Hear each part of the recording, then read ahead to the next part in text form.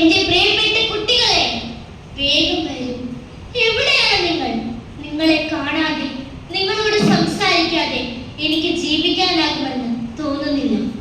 മറ്റൊരു ദിവസവും ഇതാ കടന്നുപോയി. നിങ്ങൾ എത്തിയിട്ടില്ല. ലൗകിക മനസ്സുകളുടെ വാദപ്രതിവാദങ്ങൾ എന്റെ മനസ്സിന് തീരാ വേദനയാണ്. അതുകൊണ്ട് ദയവ് ചെയ്തു വരൂ, വേഗം വരൂ.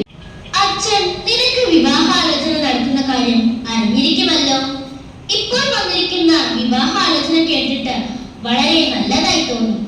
വളരെയധികം പണവും സ്വാധീനവുമുള്ള കൽക്കത്തയിലെ ഒരു വലിയ കുടുംബത്തിൽ നിന്നാണ്.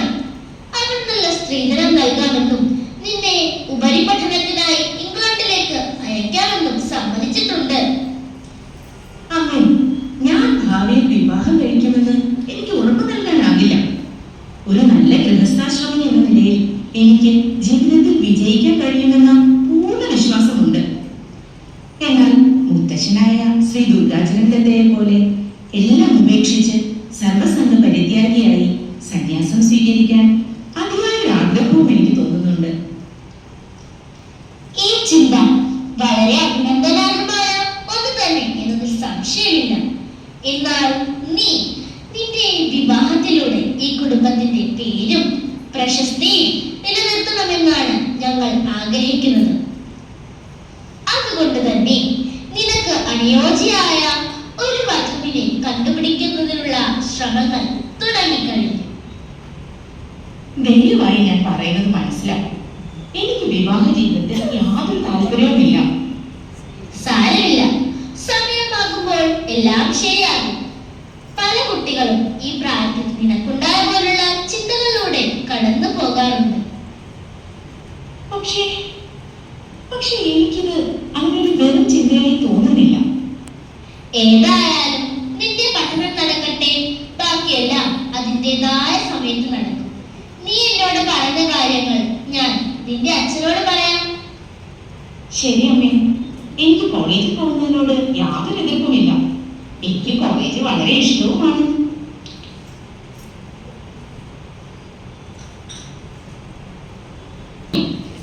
ഞാൻ പ്രൊഫസർ വില്യം ഹേസ്റ്റി, ഈ കോളേജിന്റെ പ്രിൻസിപ്പളാണ്. നിങ്ങളുടെ ഇംഗ്ലീഷ് ടീച്ചർ ഇന്ന് ലീവാണെന്ന് അറിയിച്ചിട്ടുണ്ട്. നിങ്ങൾ എന്താ പഠിച്ചുകൊണ്ടിരിക്കുന്നത്?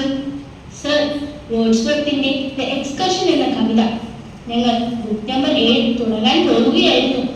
ഒരു നിമിഷം, ഞാൻ എന്റെ പുസ്തകത്തിലൊന്ന് എടുക്കട്ടെ. എന്താണ് താങ്കളുടെ പേര്? സർ, ഞാൻ Narendranath Datta. Mister Datta, book number 7ന്റെ തുടക്കത്തിൽ കവി എന്തിനെ കുറിച്ചാണ് പറയുന്നത്? ഇവിടെ കവി ബ്രിട്ടീഷുകാർക്ക് വായിക്കുന്നത് കേട്ടപ്പോൾ തനിക്കുണ്ടായ ഒരു പ്രത്യേക മാനസിക അനുഭവത്തെ കുറിച്ച് സൂചിപ്പിച്ചിരിക്കുന്നു. എന്താണ് അതേക്കുറിച്ച് മിസ്റ്റർ ദത്തയുടെ അഭിപ്രായം? The stream which overflowed the soul. ഈ ഇമേജിൽ പറയുന്ന മാനസിക അവസ്ഥ, ട്രാൻസ് എന്ന അവസ്ഥ എന്താണെന്ന് എനിക്കറിയില്ല. പക്ഷേ ആ അനുഭവത്തോട് ഒരു വല്ലാത്ത ആകർഷണം തോന്നുന്നു.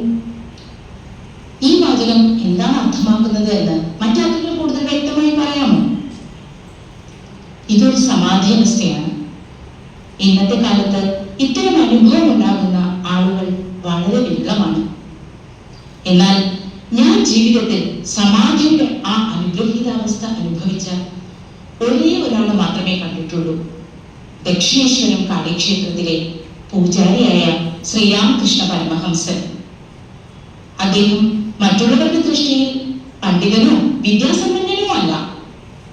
അദ്ദേഹത്തെ നേരിൽ കാണുക സമാധി എന്ന മനസ്സിനെ ഉന്നതിയിലേക്ക് ഉയർത്തുന്ന പവിത്രമായ ശാന്തമായ ആ ദിവ്യാവസ്ഥയെക്കുറിച്ച്, സമാധിയെക്കുറിച്ച് അപ്പോൾ നിങ്ങൾക്ക് മനസ്സിലാവും.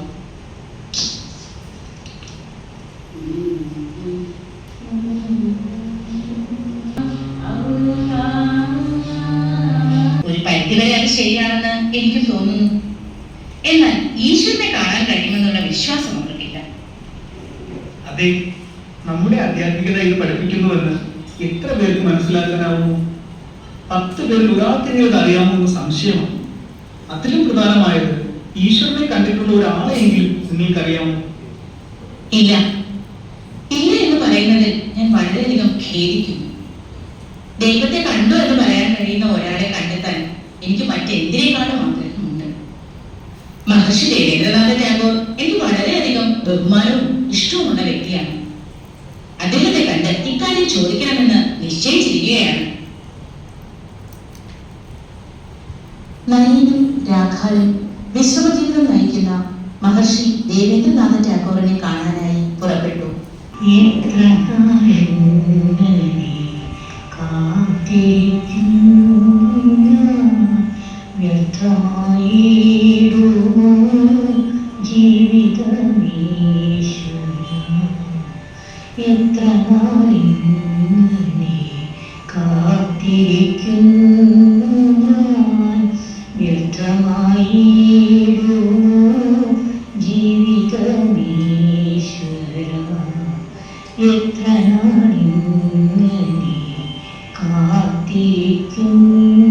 ഞാൻ.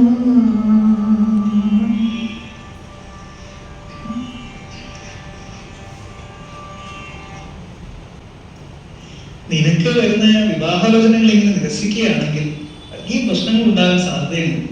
വീട്ടിൽ നിന്ന് തന്നെ ചിലപ്പോൾ പുറത്താക്കപ്പെട്ടേക്കാം. I don't care. ലൗകികമായ ഒന്നും തന്നെ എന്നെ ഒട്ടും പ്രലോഭിപ്പിക്കുന്നില്ല. ഈശ്വര സാക്ഷാത്കാരനായി പ്രയത്നിച്ചുകൊണ്ട് ഒരു ആധ്യാത്മിക ജീവിതം നയിക്കാനാണ് ഞാൻ ആഗ്രഹിക്കുന്നത്. നിന്നെ എനിക്ക് വളരെ നന്നായി മനസ്സിലാക്കും. ഈശ്വര സാക്ഷാത്കാരത്തിനായുള്ള നിന്റെ അതിയായ ആഗ്രഹവും ഞാൻ മനസ്സിലാക്കുന്നു. എന്നാൽ അതിനായി ഇങ്ങനെ അലഞ്ഞു നടന്നിട്ട് കാര്യമില്ല. ദക്ഷിണേശ്വരത്ത് ഒരു പരമഹംസരുണ്ട്. ശ്രീരാമകൃഷ്ണൻ എന്നാണ് അദ്ദേഹത്തിന്റെ പേര്. അവിടെ ഞാൻ സ്ഥിരമായി പോകാറുണ്ട്. താല്പര്യമുണ്ടെങ്കിൽ ഒരു ദിവസം നീ എന്നോടൊപ്പം വരും. മുമ്പ് എന്റെ പ്രൊഫസർ വില്യം ഹേസ്റ്റിയും ഇതേ കാര്യം പറഞ്ഞിരുന്നു. പക്ഷേ എന്തോ ഒന്ന് എന്നെ ആ സന്ദർശനത്തിൽ നിന്നും തടഞ്ഞു നിർത്തുന്നത് പോലെ. ഒരു നാസ്തികനായ എന്നെ പോലും അദ്ദേഹം സ്വീകരിച്ചു.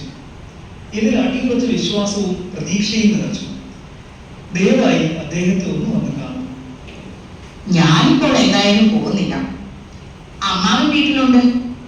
അദ്ദേഹത്തോട് ആദ്യം പരമഹംസനെ പോയി കാണാൻ പറയാം.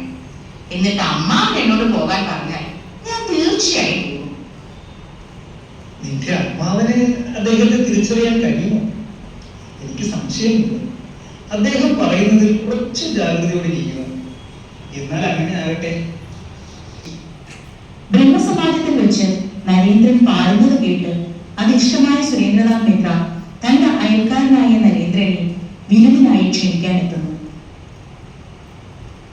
നമസ്കാരം. നമസ്കാരം. സുരേന്ദ്രനാഥ് മിത്രയാണ്. എന്നെ മനസ്സിലായോ? അതെ, എനിക്കറിയാം. താങ്കൾ നിങ്ങളുടെ അയൽവാസിയല്ലേ? ബ്രഹ്മസമാജത്തിൽ താങ്കൾ പാടിയത് എനിക്ക് വളരെയധികം ഇഷ്ടപ്പെട്ടു. ഈ ബുധനാഴ്ച എന്റെ വീട്ടിലൊരു വിരുന്നുണ്ട്. അതിൽ പങ്കെടുത്ത് കുറച്ച് കീർത്തനങ്ങൾ പാടാൻ നിങ്ങൾക്കാകുമോ? ശ്രീരാമകൃഷ്ണനുണ്ട്. എന്ത്? വീണ്ടും ശ്രീരാമകൃഷ്ണൻ? ഇദ്ദേഹത്തെ കുറിച്ച് എന്റെ പ്രൊഫസർ മിസ്റ്റർ ഹേസ്റ്റ് ഒരിക്കൽ പറഞ്ഞിരുന്നു. പിന്നെ എന്റെ ബന്ധുവായ രാമചന്ദ്രന് പറയുകയുണ്ടായി. രാമചന്ദ്രനത്തെ അറിയില്ലേ? ആഹാ, അറിയുമെന്നോ? അദ്ദേഹമല്ലേ എന്നെ ശ്രീരാമകൃഷ്ണന്റെ അടുത്ത് കൊണ്ടുപോയത്? എന്റെ അമ്മാവൻ പറഞ്ഞത് അദ്ദേഹം ഒരു ഭ്രാന്തനാണെന്നാണ്. പക്ഷേ എനിക്ക് അദ്ദേഹത്തെ നേരിട്ടൊന്ന് കാണണം. തീർച്ചയായും ഞാൻ വരും. എത്ര നാളിങ്ങനെ കാത്തിരിക്കുന്നു ഞാൻ, വ്യർത്ഥമായിടുമോ ജീവിതമീശ്വര. എത്ര നാളിങ്ങനെ കാത്തിരിക്കുന്നു ഞാൻ, വ്യർത്ഥമായിടുമോ ജീവിതമീശ്വര. ലോകങ്ങൾക്കെല്ലാം അധീശനാണെന്ന കേവലം ഞാനോരോ നിസ്സാര ജീവിയും. ലോകങ്ങൾക്കെല്ലാം അധീശനാണെന്ന കേവലം ഞാനോരോ നിസ്സാര ജീവിയും. സ്വന്തമാമെന്നുടെ ചിത്തത്തിലങ്ങേ വാഴിക്കുവാനുള്ള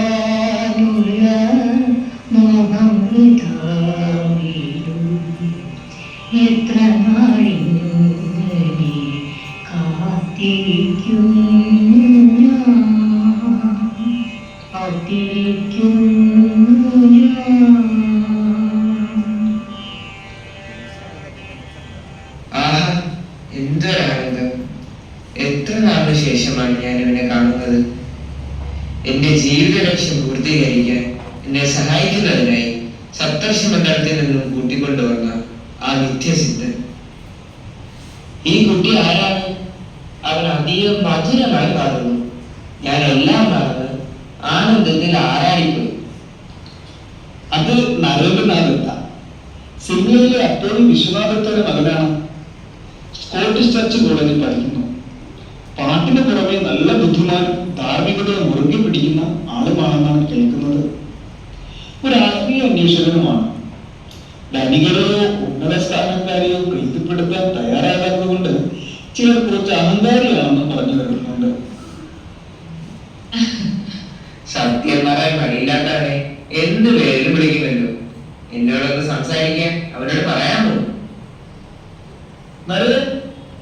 നരൻ ഇവിടെ കൊണ്ടുവരാമോ?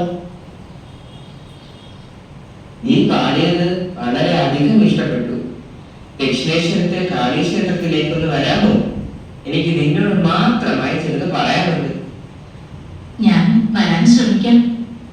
നോക്കൂ, എനിക്ക് ആ മനുഷ്യനെ കുറിച്ച് എന്തെങ്കിലും ഒന്ന് പറഞ്ഞു തരാമോ? എനിക്ക് അദ്ദേഹത്തെ കുറിച്ച് ഒന്നും അറിയില്ല. എന്തു പറയട്ടെ, അദ്ദേഹത്തെ സന്ദർശിക്കാനുള്ള രാമചന്ദ്രന്റെ നിർബന്ധം ഞാൻ പലതവണ നിരസിച്ചു. അവസാനം പറഞ്ഞു, ശരി വരാം, പക്ഷേ അയാളൊരു തട്ടിപ്പുകാരനാണെങ്കിൽ ഞാൻ ജയിലിൽ പിടിക്കും. ആഹാ, അത് കൊള്ളാമല്ലോ. അവിടെ ചെന്ന് അദ്ദേഹത്തെ കാണുകയും അദ്ദേഹം പറയുന്നത് കേൾക്കുകയും ചെയ്തപ്പോൾ ഇനിയെങ്കിലും ആനന്ദ സ്വരൂപിണിയായ അമ്മയിലേക്ക് പൂർണ്ണമായി ആശ്രയിക്കാമെന്ന് ഞാൻ തീരുമാനിച്ചു. അദ്ദേഹം സ്നേഹത്തോടെ പറഞ്ഞു, വീണ്ടും വരും. തിരികെ പോയപ്പോൾ ഞാൻ പറയുകയായിരുന്നു, കൂട്ടുകാരാ, കാര്യങ്ങൾ ആകെ മാറി പറഞ്ഞല്ലോ. അദ്ദേഹം എന്ത് ചതിക്കാണല്ലോ പിടിച്ചത്. നോക്കുന്നതേ, ഈ ഞായറാഴ്ച എന്റെ കൂടെ അദ്ദേഹത്തെ കാണാൻ ഒന്ന് വരുമോ? ശരി, ഞാൻ വരാൻ തയ്യാറാണ്. എനിക്ക് അദ്ദേഹത്തോടൊരു ചോദ്യം ചോദിക്കാനുണ്ട്. നരേനും സുരേന്ദ്രനാഥ് മിത്രയും രാമചന്ദ്ര ദത്തയും നരേന്റെ ഏതാനും കുറച്ച് സുഹൃത്തുക്കളും കൂടി ശ്രീരാമകൃഷ്ണദേവനെ കാണുന്നതിനായി ദക്ഷിണേശ്വരത്തെത്തുന്നു. ആ, നീ വന്നോ? എനിക്ക് എത്ര സന്തോഷമായല്ലോ. വാ, ഇരിക്ക്, ഇവിടെ ഇരിക്ക്. എനിക്ക് വേണ്ടി ഒരു പാട്ട് പാടാമോ? അതിനെന്താ, പാടാമല്ലോ. എന്തെന്നേനി പരട്ടം കടന്നു പുകരോതായോ നിൻ വീട്ടിലേക്ക് പോഴേ. എന്തെന്നേനി പരട്ടം കടന്നു പുകരോതായോ നിൻ വീട്ടിലേക്ക് പോഴേ. ബന്ധുക്കളെല്ലാരും നിനക്കേതും ബന്ധമിവരുമായി ഉള്ളുകിലങ്ങുമേ. മൂലം മറന്നുള്ള പുത്തനാം ബന്ധങ്ങൾ വിധികളെയും കാക്ഷിപ്പതോർക്കനീ. ധർമ്മമാർഗമീത നേരെ കിടക്കുന്നു.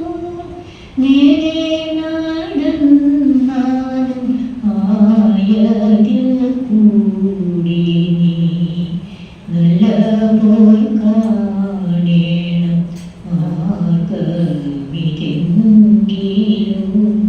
ഭക്തിതൻ കൈവേള കേണ്ടി നടന്നാലും ക്ഷുദ്രടക്കും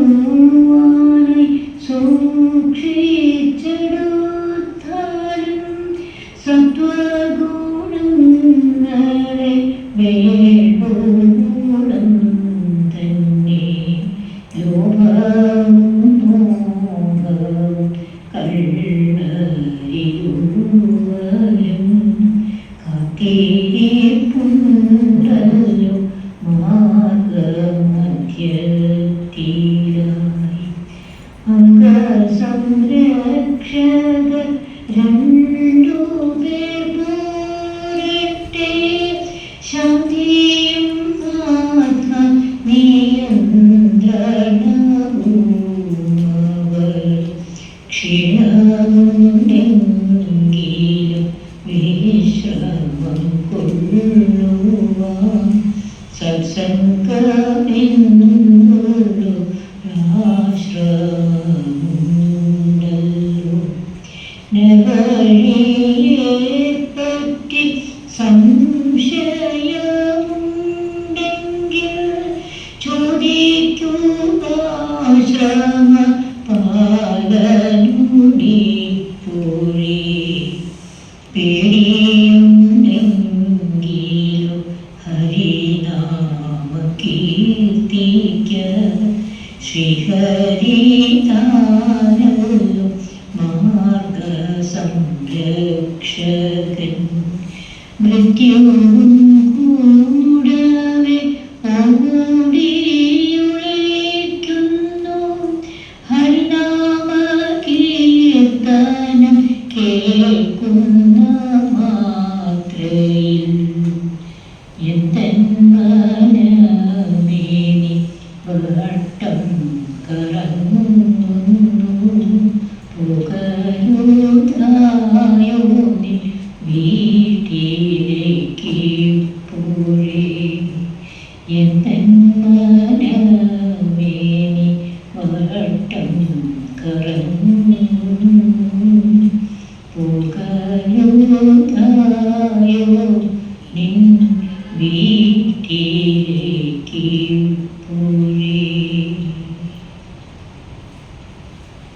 ഒരു ധ്യാനത്തിന്റെ പ്രതീകം പോലെ അന്തർമുഖമായ ആ കണ്ണുകൾ ചുറ്റുമുള്ള യാതൊന്നിനോട് ബന്ധമില്ലാതെ ആധ്യാത്മിക ചിന്തയിൽ ലയിച്ചിരിക്കുന്നത് പോലെയുള്ള ഭാവം.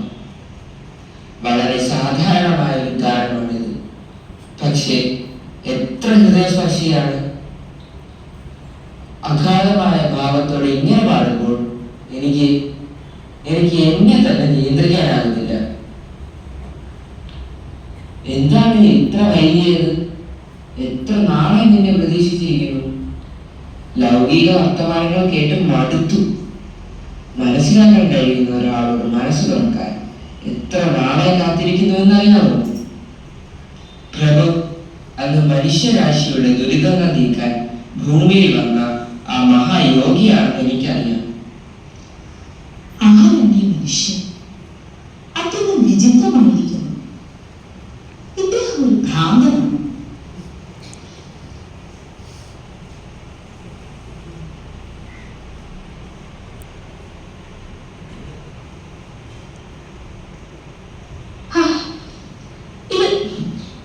ഇതെന്റെ കയ്യിൽ തരും. ഞാൻ ഒരു കൂട്ട് കണ്ടു കൊടുക്കട്ടെ. അവർക്ക് പിന്നെ കൊടുക്കാം. നീ കുറച്ചുകൂടി കഴിഞ്ഞ് ഇപ്പോൾ തൃപ്തിയായി. എനിക്ക് വാക്ക് തരും. ഉടൻ തന്നെ ഒറ്റയ്ക്ക് വന്നെ കാണാമെന്ന് വാക്ക് തരും. തീർച്ചയായും ഞാൻ വരും. ഇദ്ദേഹം എല്ലാവരോടും എത്ര സാധാരണയായാണ് സമഭാവനയോടെയാണ് പെരുമാറുന്നത്. ശരിക്കും ത്യാഗിയായ മനുഷ്യനാണെന്ന് തോന്നുന്നു. ഭാഷയും എത്ര ലളിതം. ഇനി ശരിക്കും ഒരു പരമഹംസനാണോ? അങ്ങനെയെങ്കിൽ ഇപ്പോൾ ഇവിടെ വരുന്നത് അങ്ങ് ഈശ്വരനെ കണ്ടിട്ടുണ്ടോ? അതെ, കണ്ടിട്ടുണ്ട്. നിന്നെ കാണുന്നത് പോലെ ഞാൻ അവിടത്തെ കാണുന്നു. ഒരുപക്ഷെ കൂടുതൽ വ്യക്തമായി. നിനക്കും ആഗ്രഹമുണ്ടെങ്കിൽ കാണാൻ സാധിക്കും, സംസാരിക്കാനും കഴിയും. പക്ഷെ ആരാണ് ദൈവത്തെ കാണാൻ വ്യാകുലപ്പെടുന്നത്?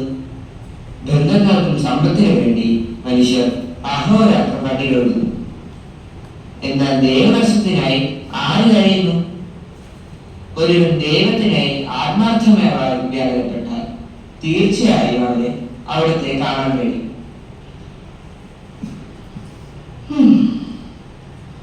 അവസാനം യേശുവിനെ കണ്ടുവെന്ന് പറയുന്ന ഒരു മനുഷ്യനെ ഞാൻ കണ്ടുകൊണ്ടിരിക്കുന്നു. കൂടാതെ എനിക്ക് യേശുവിനെ കാണാൻ കഴിയുമെന്ന് അദ്ദേഹം ഉറപ്പിച്ചു പറയുന്നു. ഇതിപ്പോൾ ഭ്രാന്തനാണെങ്കിൽ പോലും ഈ മനുഷ്യൻ പവിത്രതയുടെ മൂർത്തിമദ്ഭാവമാണെന്നതിൽ സംശയമില്ല. എല്ലാവരുടെയും ആദരവിന് ഏറ്റവും യോഗ്യനായ എന്തൊരു അനന്തകരമായ അനുഭവം. പ്രിയപ്പെട്ട ഭക്തർ, പവിത്രമായ അന്തരീക്ഷം, അദ്ദേഹത്തിന്റെ ഭാവാവസ്ഥ, അദ്ദേഹത്തിന്റെ അത്ഭുതകരവും പ്രചോദനാത്മകവുമായ വചനാമൃതങ്ങൾ എന്റെ ആത്മാവിനെ അവാച്യമായ ഒരു അനുഭൂതിയിലേക്ക് ഉയർത്തിയിരിക്കുന്നു. മുൻപൊരിക്കലും എനിക്ക് ഇങ്ങനെ ഒരു അനുഭവം ഉണ്ടായിട്ടില്ല. മനസ്സ് ചോദ്യങ്ങൾ ചോദിച്ചുകൊണ്ടേയിരിക്കുന്നു. എന്നാൽ അദ്ദേഹം എന്നെ ഈശ്വരനിലേക്കുള്ള വഴിയിലേക്ക് നയിക്കുമെന്ന് എന്റെ ഹൃദയം ശക്തമായി മന്ത്രിക്കുന്നു. ഞങ്ങൾ മടങ്ങുകയാണ്. ആയിക്കോട്ടെ, പക്ഷെ തന്ന വാക്ക് മറക്കണ്ട. പോയി ഇല്ല, മറക്കില്ല. ഞാൻ തീർച്ചയായും വരും. ധ്യാനേ നാരായണ